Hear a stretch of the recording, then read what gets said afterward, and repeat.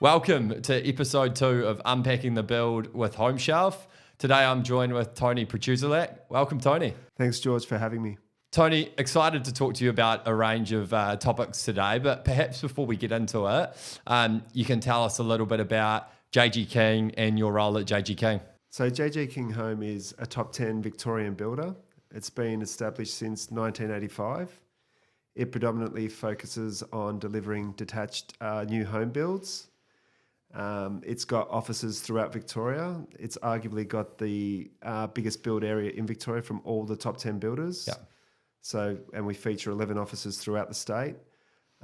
Its biggest point of difference is that we deliver steel frame homes, which includes a TrueCore steel frame and a ColourBond steel roof. Tony, obviously, you've worked in this industry for a while now. Obviously, we're kind of in a kind of challenging part of the cycle, I guess, right now. Would love to know from your perspective what you think is really important to buyers and what buyers kind of value the most, I suppose, kind of in the current market. Forever, customers have always looked for value, and what they define as value is up to each individual. So it has been challenging because I think, especially for novices that come into the market, I think maybe what their expectations are before they start are very different to what the reality is. So I think, especially in the metropolitan market, one of the biggest challenges I think for people to get their head around is the size of land. So I've got experience both on developer side and builder side over my journey.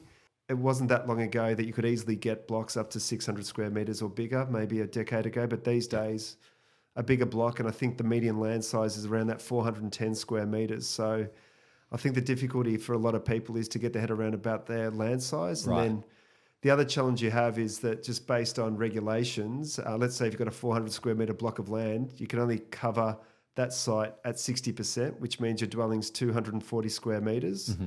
So as soon as you want something bigger than that, you're going to have to go double. And then you've got the challenges that as soon as you go up, the price goes up. So the rate per square metre for that build is automatically higher as soon as you look at a double story versus a single story. So I think the greatest challenge is that what you want and what you get might be different. And I think that's the greatest challenge, especially when you're looking at in the green fields. A lot of packages are up at that $1 million mark, if not higher, which never used to happen not that long ago. Yeah, and it's, you talk about, I guess, the compromise, right, in terms of, when a buyer's starting to kind of better understand what their budget's going to enable them to purchase or to build, and obviously there's compromises that often have to be made as part of the process, and whether it's space or whether it's particular features of the home, often that's kind of the really challenging part as well.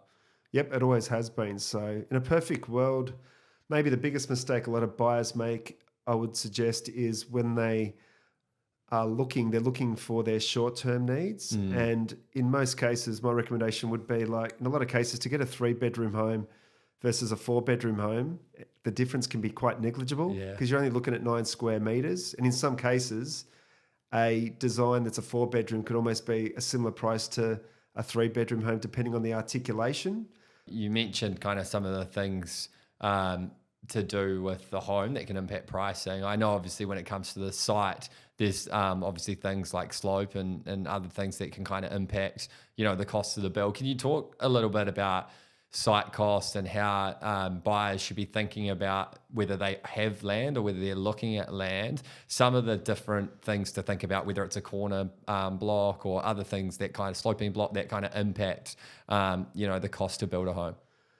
That's a great question, George. On May the 1st, it will become regulated that you need to achieve a 7-star rating. And one of the best ways of achieving 7-star or one step is to factor in orientation. And this is where a lot of people can get confused. So what you're really looking for is you want to maximize the amount of natural light you get into your living and dining rooms. So most house plans end up having living dining rooms at the back of the house, a majority of plans. So the optimal block is you want north in your backyard, which would mean you want a south-facing block. And obviously in the Southern Hemisphere, where we all live in Victoria, it rises in the east and it sets in the west. So as long as you've got that northern backyard, which is going into your living and dining areas, you'll have sunlight because the arc is on an angle. It's not perfectly above. you'll get natural light to your home all day. So depending on where your rooms sit, but what a lot of builders do to try to help that solution, and sometimes depending on where your living areas are, a lot of the rear of houses can be flipped. It's Right. called a rear flip, which is generally behind the garage. So a really important consideration is the orientation. But when it comes to site costs, there's two elements. There's the block size itself, but with site costs, it's your actual building envelope. So the building envelope is where you actually build your house. So like I said earlier, you can build a house on 60% of your blocks. So Yep. if you've got a 400 square meter block, you'll take up 60% of it. Can you give us an idea of like what the site costs are going to look like? I would suggest that a lot of customers aren't aware of site costs at the Yeah. start. They're not aware. They're obviously looking at a price for a block of land and they're looking for a price for a home. I think it's part of a journey. Some might be educated. Obviously, second, third home purchases they've done before, they'll know it implicitly. But other people for the first time, I don't think it's something on top of their radar. So, and the interesting thing is with 7-star coming play on May the 1st, where JG King Homes is unique. We've actually been selling 7-star homes since December 23. Yeah. And one thing that we are delivering to our customers on all our standard plans, a customer can site their home on any orientation. I don't believe that will be something that's achievable with all builders. Yeah. So the challenge is, based on our statistics, we know that approximately a 50-50 split of people that have a block and the other 50% don't have a block.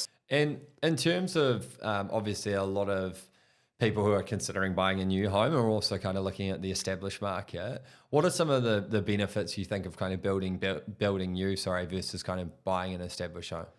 Probably a couple of the biggest advantages of buying new is you can get the home you want.